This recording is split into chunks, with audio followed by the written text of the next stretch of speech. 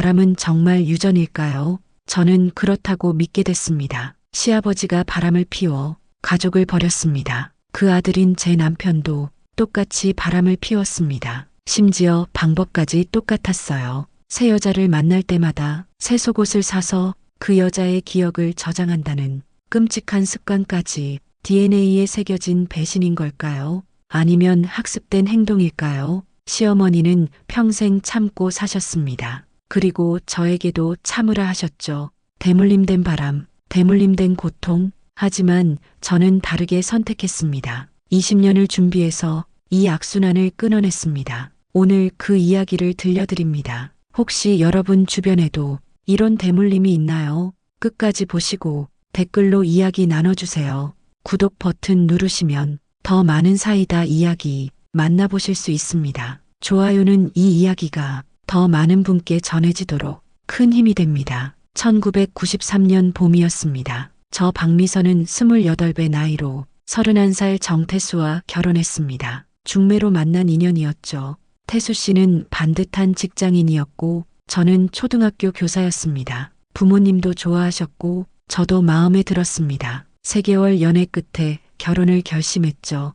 그런데 결혼 준비하면서 이상한 점을 발견했습니다. 시아버지가 안 계신다는 거였어요. 돌아가신 건가 여쭤봤더니 태수 씨는 애매하게 대답했습니다. 아버지는 집에 안 계세요. 그냥 그렇게만 말하더라고요. 더 물어보기가 조심스러웠습니다. 어쩌면 일찍 돌아가셨거나 아니면 연락이 끊긴 건가 싶었죠. 결혼식 날이었습니다. 제 쪽 하객들은 많았지만 신랑 쪽은 한산했습니다. 시어머니께서 혼자 앉아 계셨어요. 주변에 친척 몇 분뿐이었죠. 시어머니는 쓸쓸해 보이셨습니다. 하지만 제게는 너무 잘해주셨어요. 며느리 고맙다, 잘 부탁한다. 우리 태수 잘 부탁해. 네 어머님 걱정 마세요. 시어머니 손을 꼭 잡았습니다. 그날 시어머니 눈에는 뭔가 모를 슬픔이 어려 있었습니다. 하지만 저는 그 의미를 몰랐죠. 신혼집은 작은 아파트였습니다. 태수 씨가 마련한 24평 아파트, 시작하기엔 충분했습니다. 신혼초는 행복했습니다. 태수 씨는 다정했고 저에게 잘해줬습니다. 아침마다 커피를 내려주고 퇴근하면 안마도 해줬죠. 이런 남편과 결혼해서 행복해. 친구들에게 자랑하기도 했습니다. 1년 후 첫째 아들이 태어났습니다. 민준이라고 이름 지었죠. 태수 씨는 좋은 아빠였습니다. 기저귀도 잘 갈아주고 밤중 수유도 도와줬어요. 2년 후엔 둘째 아들 민호도 태어났습니다. 행복한 4인 가족이 됐죠. 시어머니는 자주 오셔서 손주들을 돌봐주셨습니다. 며느리 고생이 많구나. 아니에요, 괜찮아요. 시어머니는 항상 미안해 하셨습니다. 그리고 감사하다는 말씀을 자주 하셨어요. 그때는 그 이유를 몰랐습니다. 왜 시어머니가 그렇게 미안해 하시고 감사해 하시는지 나중에야 알게 됐죠. 결혼 5년 차였습니다. 민준이가 유치원에 다니고 민호는 새 돌이 지났을 때였죠. 태수 씨가 이상해지기 시작했습니다. 잦은 야근과 주말 출근, 골프 모임이 갑자기 늘어났고 동창회도 자주 간다고 했습니다. 처음엔 별 의심 없었어요. 승진하려면 열심히 해야죠. 그렇게 생각했습니다. 그런데 어느 날이었습니다. 빨래를 하다가 발견했어요. 남편의 새 속옷이었습니다. 검은색 고급 브랜드 속옷. 제가 산 적이 없었어요. 여보, 이 속옷 어디서 샀어요? 아, 그거 회사 선물로 받았어. 그렇게 대답하더라고요. 그런가 보다 했습니다. 하지만 뭔가 찝찝했어요. 그 후로 자주 보이기 시작했습니다. 새 속옷이 계속 생기는 거예요. 회사에서 선물을 이렇게 많이 주나. 이상했지만 묻지 않았습니다. 그리고 몇 달 후였습니다. 남편이 출장 간다고 했어요. 2박 3일 부산 출장이라고 짐을 쌌는데 그 검은 속옷을, 새로 산 속옷을 챙기더라고요. 왜 새 속옷을 챙기지? 출장에 왜 새 옷을? 이상하다는 생각이 들었습니다. 출장 다녀온 후였습니다. 그 속옷이 빨래 바구니에 있었어요. 향수 냄새가 났습니다. 여자 향수 냄새였죠. 심장이 철렁 내려앉았습니다. 설마 바람을 피우는 건 아니겠지. 아니야, 출장 갔다가 누가 향수를 뿌렸을 수도 있어. 스스로를 다독였습니다. 하지만 의심은 커져갔습니다. 남편을 조심스럽게 관찰했어요. 휴대폰을 자주 확인하고 화장실 갈 때도 들고 가고 밤늦게 문자가 와도 안 보여주고 확실히 이상했습니다. 그래도 확신이 없었어요. 아이들도 어렸고 직접적인 증거도 없었으니까 그냥 모른 척하기로 했습니다. 하지만 마음은 불안했죠. 혹시 정말 바람을 피우는 건 아닐까? 그 생각이 머릿속을 떠나지 않았습니다. 결혼 10년 차가 됐습니다. 민준이는 초등학교 2학년, 민호는 유치원 마지막 해였죠. 그동안 새 속옷은 계속 늘어났습니다. 이번엔 파란색 고급 브랜드, 또 얼마 후엔 회색 실크 소재, 끊임없이 새 것이 생겼어요. 저는 이제 묻지도 않았습니다. 어차피 거짓말할 테니까 그냥 빨래해서 정리해뒀죠. 마음속으론 알고 있었습니다. 남편이 바람을 피운다는 걸. 하지만 인정하고 싶지 않았어요. 인정하면 뭘 해야 할지 두려웠으니까요. 그러던 어느 토요일이었습니다. 태수 씨가 골프 간다고 나갔어요. 아침 일찍 집을 나섰죠. 민준이가 아빠 핸드폰을 찾았습니다. 아빠 핸드폰 놓고 가셨어요. 충전기에 꽂힌 채로 있었죠. 가져다 줘야 하나 고민했습니다. 그때 카톡 알림이 떴어요. 화면에 메시지 내용이 보였습니다. 오빠 어제 정말 좋았어요. 또 보고 싶어요. 심장이 멎는 줄 알았습니다. 손이 떨렸지만 핸드폰을 집어들었어요. 비밀번호를 눌렀습니다. 아이들 생일이었죠. 열렸습니다. 카톡을 확인했어요. 수진이라는 여자와의 대화였습니다. 내용은 끔찍했습니다. 호텔에서 만난 얘기, 다음 만남 약속, 서로 사랑한다는 말까지 모든 게 명확했습니다. 더 놀라운 건 다른 대화방도 있었다는 거예요. 지은이라는 여자, 혜진이라는 여자, 최소 3명의 여자와 동시에 연락하고 있었습니다. 그때 친구들과의 단톡방을 봤습니다. 거기서 충격적인 내용을 발견했죠. 야, 나 어제 새 속옷 샀다. 이번 여자한테 입고 갈 거야. 친구가 물었습니다. 너 그거 아직도 해? 응, 습관이야. 새 여자 만나면 새 속옷 사서 그 여자랑만 그거 입어. 그럼 그 속옷에 그 여자 냄새 기억 전부 저장되거든. 나중에 정리할 때 그 속옷 보면 그 여자 생각나고 그러다 헤어지면 그 속옷 버려. 완전히 끝내는 의식 같은 거지. 친구가 답했습니다. 미친놈, 그게 무슨 짓이야. 태수가 다시 답했습니다. 야, 근데 이거 진짜 괜찮아. 감정 정리하는데 도움돼. 각각의 여자가 구별되고 나중에 헷갈리지도 않아. 다른 친구가 물었습니다. 그럼 지금 속옷 몇 벌이야? 한 10벌쯤. 지금 동시에 만나는 여자만 3명. 과거까지 합치면 한 15명쯤 될걸. 핸드폰을 든 손이 떨렸습니다. 속이 메스꺼웠어요. 15명이라고요. 속옷에 여자들을 저장한다고요. 어떻게 사람이 이럴 수 있죠? 눈물이 쏟아졌습니다. 하지만 아이들 앞에서는 울 수가 없었어요. 화장실로 들어가서 소리 없이 울었습니다. 며칠을 고민했습니다. 이혼해야 하나? 아이들은 어떡하지? 경제적으로 독립할 수 있을까? 초등학교 교사였지만 휴직 중이었습니다. 둘째 키우느라 5년째 쉬고 있었죠. 복직하려면 시간이 걸립니다. 그동안 생활은 어떻게 하죠? 집도 남편 명의였고 예금도 대부분 남편 통장이었습니다. 저는 경제적으로 독립할 수 없었어요. 그리고 아이들이 너무 어렸습니다. 민준이 8살, 민호 5살, 아빠 없이 크면 상처받을 텐데 그 생각에 마음이 무너졌습니다. 결국 시어머니께 말씀드리기로 했어요. 30년 넘게 혼자 아들 키우신 분, 제 고충을 이해해 주실 거라 믿었습니다. 시어머니 댁을 찾아갔습니다. 아이들은 친정에 맡기고 혼자 갔죠. 어머니 상의 드릴 게 있어요. 그래, 무슨 일이야? 태수가 바람을 피우고 있어요. 여러 여자를 만나고 있어요. 시어머니 얼굴이 굳었습니다. 잠시 침묵이 흘렀죠. 그리고 예상치 못한 말씀을 하셨습니다. 미안하다, 며느리야. 정말 미안해. 시어머니 눈에 눈물이 고였습니다. 사실은 알고 있었어. 우리 태수가 그럴 줄 알았어. 저는 이해할 수 없었습니다. 알고 계셨다고요? 그럼 왜 말씀 안 하셨어요? 시어머니는 한숨을 쉬셨습니다. 태수 아버지도 똑같았거든. 그 말에 심장이 내려앉았습니다. 시아버지도요. 시어머니가 천천히 말씀하셨습니다. 그 사람도 결혼 초부터 바람을 피웠어. 나도 우연히 알게 됐지. 남편 옷에서 향수 냄새가 나는 거야. 여자 향수 냄새. 처음엔 혹시나 했는데 자꾸 반복되더라고. 그래서 뒤를 밟아봤어. 여자를 만나고 있었어. 따졌더니 그 사람이 뭐라고 했는지 알아? 바람은 우리 집안 내력이래. 아버지도 그랬고 할아버지도 그랬대. 그러니까 자기도 어쩔 수 없대. 저는 숨이 막혔습니다. 바람이 정말 대물림 된다는 거예요. 시어머니가 계속 말씀하셨습니다. 나도 참고 또 참았어. 이혼하고 싶었지만 아이들 때문에 못했어. 경제적으로도 힘들었고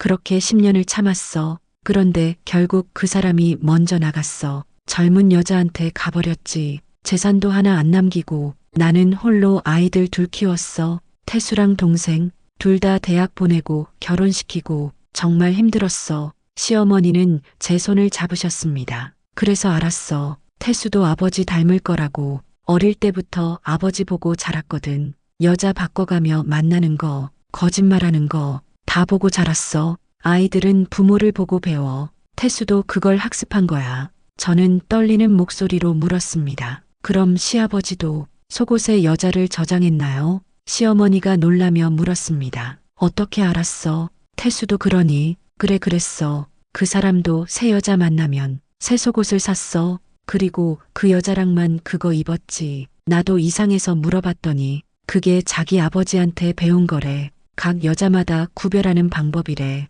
정말 끔찍했어. 그 순간 모든 게 이해됐습니다. 바람 피우는 방법까지 아버지에게 배운 거였습니다. DNA에 새겨진 게 아니라 학습된 행동이었던 거죠. 어머니, 저 어떻게 해야 해요?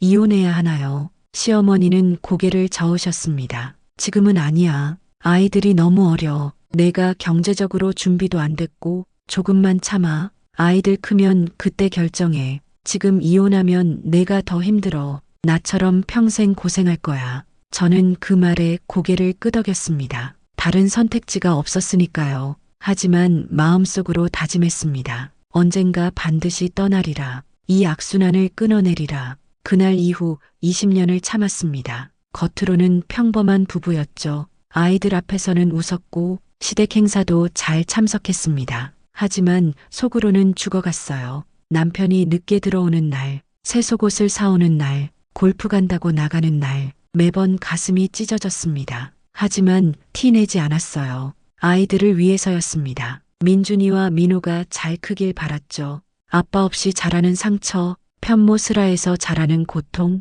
그런 건 겪지 않았으면 했습니다. 저는 복직했습니다. 민호가 초등학교 들어가자마자 다시 교단에 섰어요. 경제적 독립을 위해서였습니다. 언젠가 떠날 날을 위해 준비하는 시간이었죠. 월급은 제 통장에 모았습니다. 남편 몰래 조금씩 저축했어요. 10년, 20년 모으면 독립할 수 있을 거라 믿었습니다. 남편은 여전히 바람을 피웠습니다. 새 속옷은 계속 늘어났고 향수 냄새는 계속 났습니다. 이제는 화도 나지 않았어요. 그냥 무감각해졌습니다. 이 사람은 원래 이런 사람이야. 바뀌지 않을 거야.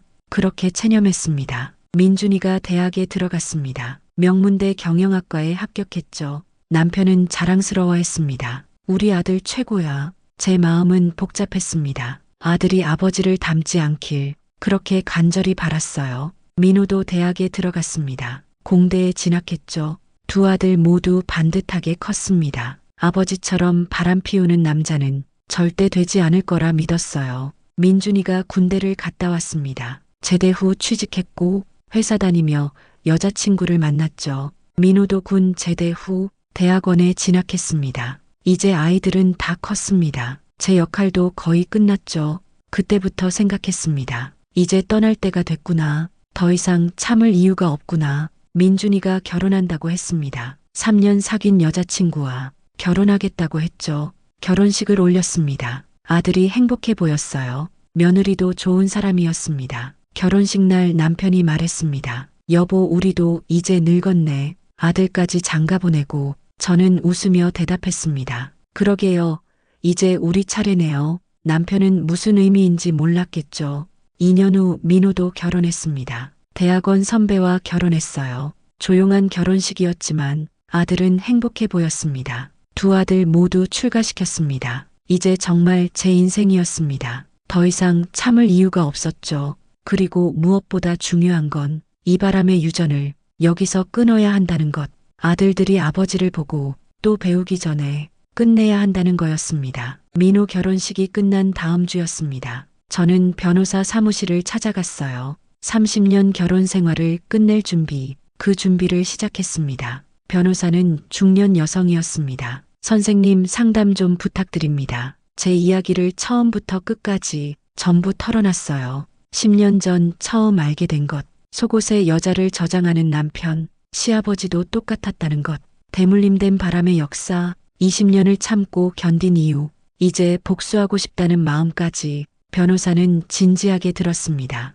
그리고 조언을 해주셨죠. 증거가 필요합니다. 단순히 아는 것만으론 부족해요. 확실한 증거를 확보해야 재산 분할과 위자료를 받을 수 있어요. 무슨 증거가 필요한가요? 외도 증거가 가장 중요합니다. 사진, 동영상, 메시지 내용, 호텔 출입 기록, 카드 사용 내역. 최대한 많이 모으세요. 그리고 재산 목록도 정리하세요. 부동산, 예금, 주식, 보험, 남편 명의로 된 모든 재산을요. 저는 집으로 돌아와 계획을 세웠습니다. 먼저 남편 휴대폰을 확인했어요. 다시 한번 카톡을 봤습니다. 여전히 여자들과 연락하고 있었죠. 지은이라는 여자는 사라지고 새로 민지라는 여자가 생겼더라고요. 대화 내용을 전부 캡처했습니다. 사진으로 저장하고 제 이메일로 전송했죠. 남편 서재를 뒤졌습니다. 서랍장 깊은 곳에서 신용카드 명세서를 찾았어요.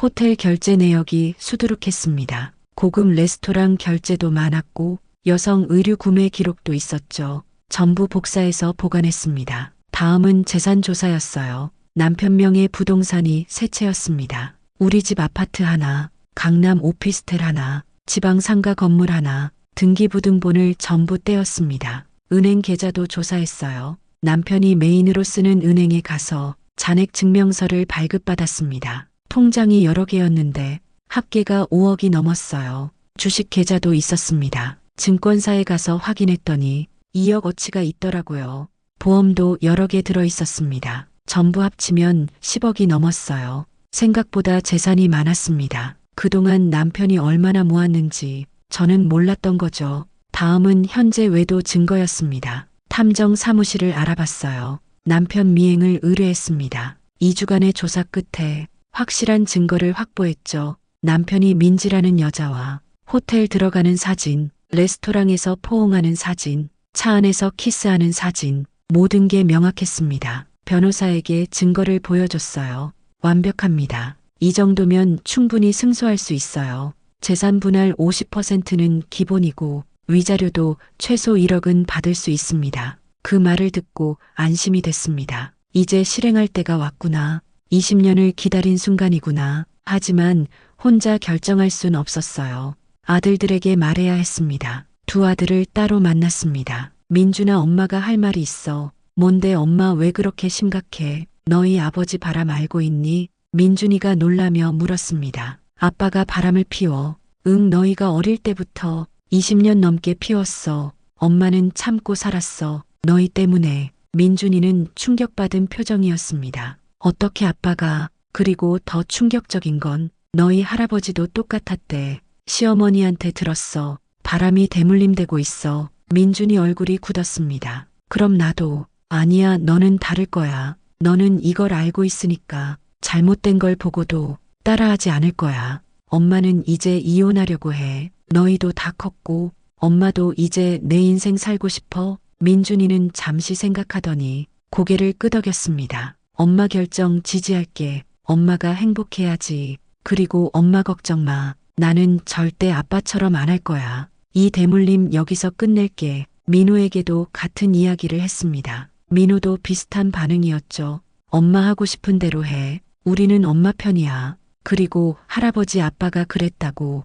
나까지 그럴 순 없잖아. 나는 다르게 살 거야. 두 아들의 지지를 받고 저는 확신을 가졌습니다. 이제 실행할 시간이라고. 더 이상 참지 않아도 된다고. 그리고 이 대물림을 제 선택으로 끊어내겠다고. 토요일 아침이었습니다. 저는 남편에게 말했습니다. 오늘 저녁에 가족회의 할 거야. 민준이, 민호도 오래. 무슨 일인데? 중요한 얘기 있어. 저녁 6시에 모두 모였습니다. 아들 둘과 며느리 둘까지 총 6명이 모였죠. 남편은 뭔가 이상하다는 듯 저를 쳐다봤습니다. 여보, 무슨 일이야? 오늘 여러분께 알릴 게 있습니다. 저는 당신과 이혼합니다. 거실에 정적이 흘렀습니다. 남편 얼굴이 하얗게 질렸죠. 여보, 갑자기 무슨 소리야? 갑자기가 아닙니다. 20년을 준비했어요. 남편이 당황하며 말했습니다. 무슨 20년을? 당신 바람 알고 있어요. 10년 전부터 알고 있었어요.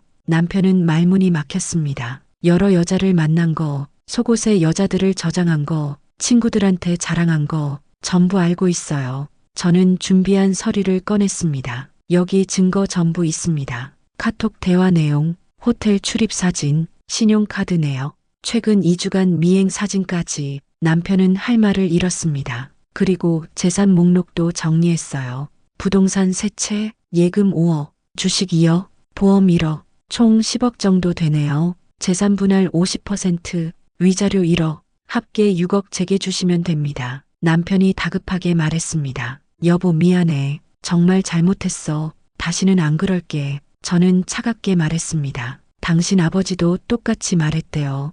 시어머니한테. 하지만 끝까지 바람 피웠죠. 당신도 마찬가지예요. 바람은 유전이 아닙니다. 학습된 행동이에요. 당신이 아버지한테 배운 거죠. 속옷에 여자 저장하는 것까지 그대로 배워서 했잖아요. 남편이 얼어붙었습니다. 그걸 어떻게 해? 전부 알고 있어요. 시아버지도 똑같이 했다는 거, 그 방법을 당신이 배웠다는 거, 이제 기회는 없습니다. 남편이 무릎을 꿇었습니다. 제발 용서해줘. 아이들 생각해서라도. 아이들은 이미 알고 있습니다. 민준이가 말했습니다. 아버지, 엄마 결정 존중하세요. 아버지가 잘못하신 거예요. 그리고 아버지, 저는 절대 아버지처럼 안 살 거예요. 할아버지, 아버지로 이어진 그 대물림, 제가 끊을 겁니다. 민호도 거들었습니다. 저도 마찬가지예요. 아버지 보면서 배운 게 있어요. 절대 저렇게 살면 안 되겠다는 거요. 저희는 엄마 편입니다. 남편은 아들들을 보며 당황했죠.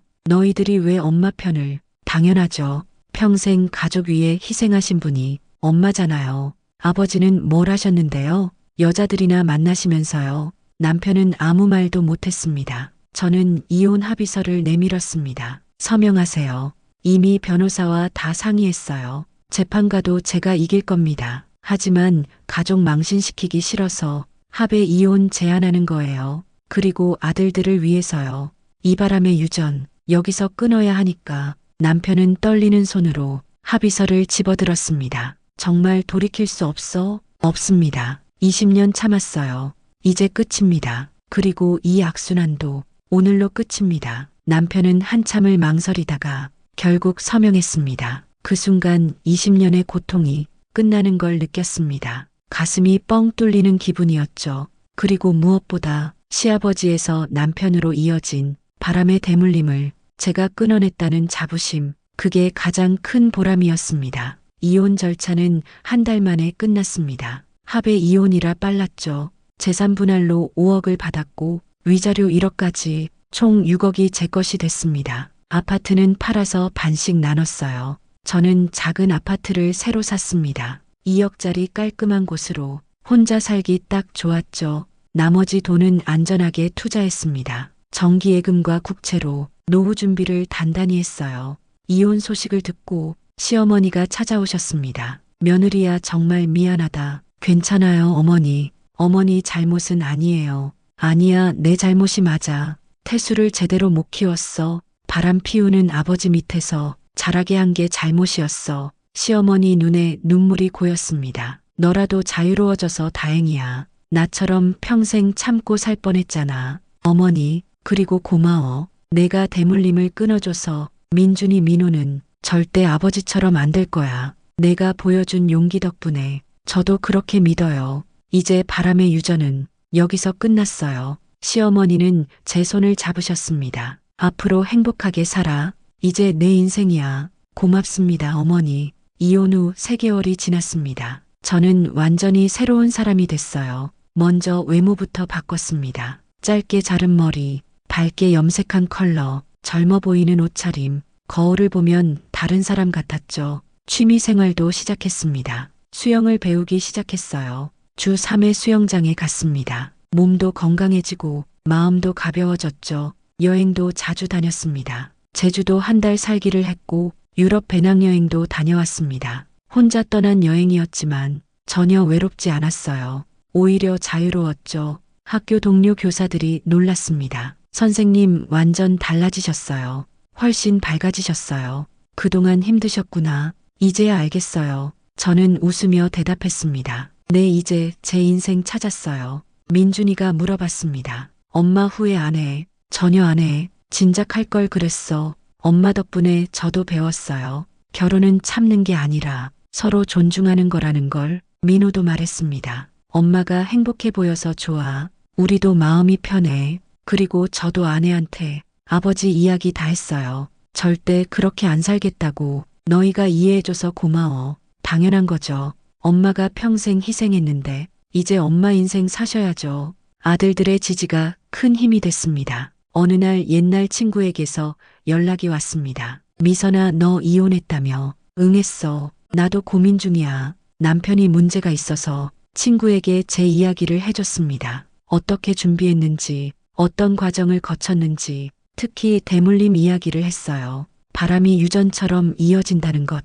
하지만 끊을 수 있다는 것. 친구는 진지하게 들었어요. 너처럼 용기 낼 수 있을까? 할 수 있어. 다만 철저히 준비해야 해. 친구는 6개월 후 이혼 소송을 시작했습니다. 그리고 승소했죠. 제 선택이 친구에게도 용기를 준 거였습니다. 학교 후배 교사도 찾아왔습니다. 선배님, 상담 좀 해주세요. 저도 비슷한 상황이에요. 남편이 아버지를 닮아서 바람을 피우는 것 같아요. 후배에게도 조언을 해줬습니다. 증거 확보 방법, 변호사 선임 과정, 재산 분할 노하우까지. 그리고 가장 중요한 것, 대물림은 끊을 수 있다는 것.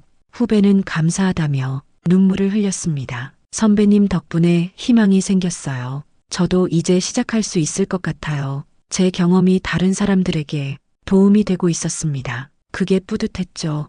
1년이 지났습니다. 저는 완전히 다른 삶을 살고 있습니다. 아침에 일어나면 기분이 좋아요. 누구 눈치 볼 필요 없고 거짓말 듣지 않아도 되니까 주말엔 하고 싶은 걸 합니다. 책도 읽고 영화도 보고 친구들도 자주 만나죠. 예전엔 남편 스케줄 맞춰야 했는데 이젠 제 마음대로입니다. 경제적으로도 안정적입니다. 교사 월급과 이혼 재산으로 노후 걱정 없어요. 무엇보다 마음이 편합니다. 그리고 가끔 생각합니다. 바람은 유전이 아니었다고, 학습된 행동이었다고, 그걸 끊어낸 제 선택이 자랑스럽다고. 민준이와 민호는 절대 아버지처럼 살지 않을 겁니다. 제가 보여준 용기가 아들들에게도 영향을 줬으니까 그게 가장 큰 보람입니다. 여러분, 오늘 제 이야기 끝까지 들어주셔서 감사합니다. 바람은 유전일까요? 아닙니다. 학습된 행동입니다. 시아버지에서 남편으로